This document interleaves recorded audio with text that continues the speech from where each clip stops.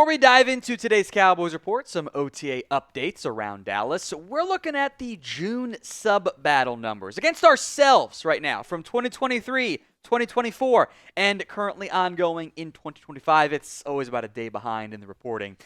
Let's beat our previous months. You want free Cowboys videos each and every single day, oftentimes multiple per day? Hit that sub button right now. We've got additional OTA takeaways to discuss, another open to the media one coming up later today on Tuesday. Let's begin with Kenneth Murray and if he will have the green dot. As I'm sure most of you know, the green dot is the signal caller, the play communicator, maybe is a better term for it, from the defensive coordinator to the remainder of the defensive players. Murray says he wants that, and he has done it before, by the way. He's had that responsibility in years past. He says, quote, "I'm extremely comfortable with it. I've done it the majority of my career, getting us in and out of checks, being able to decipher different things, different formations, stuff like that." Right now, and this is, again, based on the reporting from the real Big J's that are at OTAs, he's working more at weak side linebacker, which I think does fit him pretty well with his athletic ability. He's got true, real sideline-to-sideline speed. But he is open to having the green dot responsibilities. It doesn't matter. Teams do safeties even sometimes these days with green dot stuff. But Murray is looking to be the guy, the focal point of that linebacking core. Says, I'm looking to be that dude, the guy in the middle running around, or running everything and just doing what I do best. I feel like that's when I'm at my best, when I'm in the middle of everything, running the show and flying around and making plays. I do think the green dot stuff does matter. It also helps indicate who's probably going to be your lead linebacker. The top two right now seem to be Kenneth Murray and Jack Sanborn. Can Maurice Liufau potentially push one of those guys out? When you're in your nickel package, when they're in their base, I think it's clearly Liufau, Sanborn, and Murray. And there's plenty of middle linebacker, weak side linebacker, strong side, overlap, blending, cross promotion, whatever you want to call it. Those lines have been blurred more than ever in the modern-day NFL. But also, what about when DeMarvion Overshown returns? Who goes to the bench in those two linebacker formations? I'll kind of tweak the linebacker depth chart, and we'll just drop the weak side, middle, strong side stuff and just go LB 1, 2, 3. Overshown's not healthy right now. I guess I'll give it to Murray over Sanborn, then Liufau, and then hopefully down the line, Shamar James Brinkley usurps Damone Clark, and he ends up being linebacker 4/5. But linebacker to me is when I don't have a great depth of here's what's going to happen info, because we don't know what's going to happen. Makes it one of the more intriguing camp battles, at least for me. So what is your confidence level in the Cowboys linebacking core? Scale it for me from 1 to 10. 1, the low end, 10, the high end. It is the pinned comment, by the way, on today's show. Let's talk some more OTA takeaways. How about Jay Toia and his work with the ones for the Dallas Cowboys? He did get some first-team reps with the Cowboys at OTAs, I guess, within the past week, and I'm sure he'll get some more as we continue to move along here. I do view this for Toia, getting work with those ones, as a good thing. I think it's a positive thing. He's involved. I also would not overreact to it. And a big reason why is that whoever your number 2 nose guard is, they're going to get real reps. Osa's going to play the majority of snaps. He's not going to play all of them. The backup 3 technique will play some. But that backup nose guard, that number 1 nose guard, they're sharing time. That first guy is not getting 65 snaps a game. He might get 20, maybe 30. There is a rotation. And whoever that second nose guard on the roster is going to play with Osa Odigizua. It's going to happen. What I think this indicates is less about Mazi Smith and more about where Jay Toia fits alongside Justin Rogers. I think that means he's over Rogers, at least as of right now. I don't think it means he's over Mazi Smith. I do need Mazi to be much better, or else that might end up changing. But it is May/June. Obviously, the news came out in May, doing this in June. There's a lot of rotation. You want to have rotation. It doesn't mean he's suddenly the starter. That's not... Don't overreact to OTAs, but do make notes and file things away for the future. And with that in mind, who do you think ends up being the best defensive tackle outside of those? Just the best nose guard, I should say, for the Cowboys. MS for Mazi Smith, JT for Jay Toia. Let me know in the comments of today's show. I want to spend some more time on Tyler Guyton, as he had, I think, some good stuff to say. He spoke with media after, Schottenheimer offered him some praise and kind of like went out of his way to offer up, hey, good stuff, man, type of deal. He knows he has to be better. And he said, quote, I have a lot to prove. I have a lot to work on. I didn't do too good last season, and I want to be better.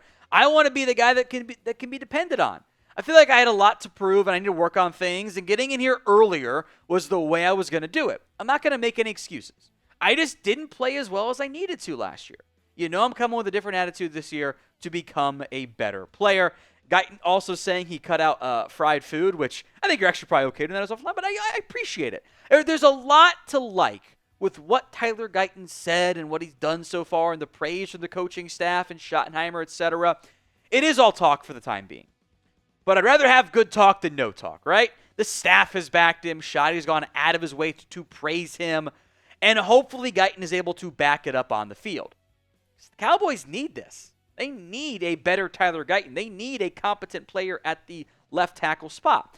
I still expect ups and downs. I don't think it's a reasonable expectation to have him go from like, he was okay, he was actually kind of bad, to top 10 left tackle. I think that's kind of a massive jump. Hope it happens. But I think if you can get starting caliber play, more consistency in year 2, setting up for a better year 3, that's what you want out of your developmental first-round pick at left tackle, right? George Pickens jerseys are available for pre-order, as we mentioned on yesterday's show. It is currently listed as number 3 on Fanatics. I don't know if that means anything or not, but because that's Dante Fowler's number. He's wearing 13 at practices, so I want to make note of it. You can pre-order it either way. chatsports.com/Pickens. Link will be in the comments and the description of today's show. Couple more OTA takeaways here for the Cowboys. How about this one? I'm very intrigued by this. It's right out of the Madden Sims worked out for this one, I guess. Jaydon Blue is getting some work on kickoff returns for the Dallas Cowboys. I like this idea. Look, Jaydon Blue didn't do this at Texas. He wasn't really a return man. He did some gunner stuff, but he wasn't out there on kick returns and whatnot. But I am a fan of this. I think this is smart by the Cowboys.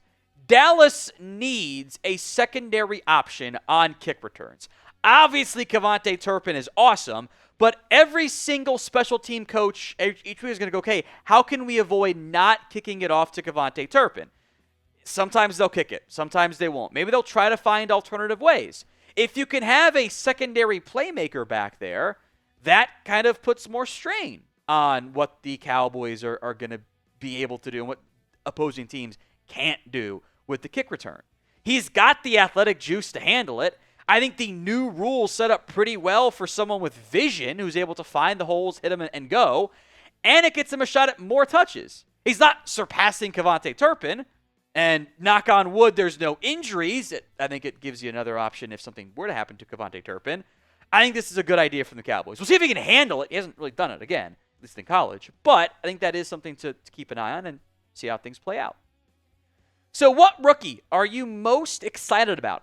Jaydon Blue is the sexy skill player like that. I think that's a valid option.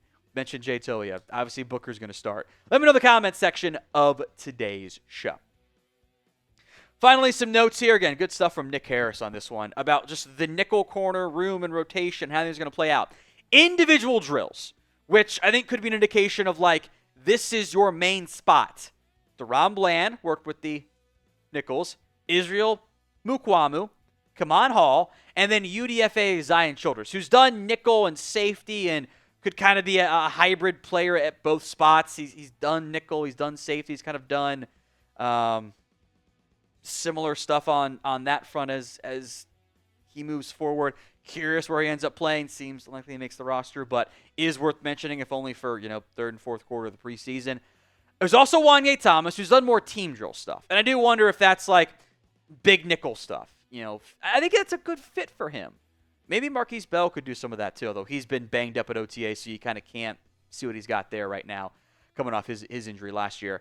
I think Wanye Thomas fits pretty well. It's kind of like an early down approach. We did the whole video on Mike Hilton. Maybe Wanye Thomas could fill that role, where it's not really like you're not putting him up in coverage when Malik Neighbors is in the slot. You go, okay, Wanye, go cover. I'm like, that's not what. I'm not gonna have him cover Wan'Dale Robinson or Deebo Samuel. Like, that's not the role. It's more like, hey, 1st and 10.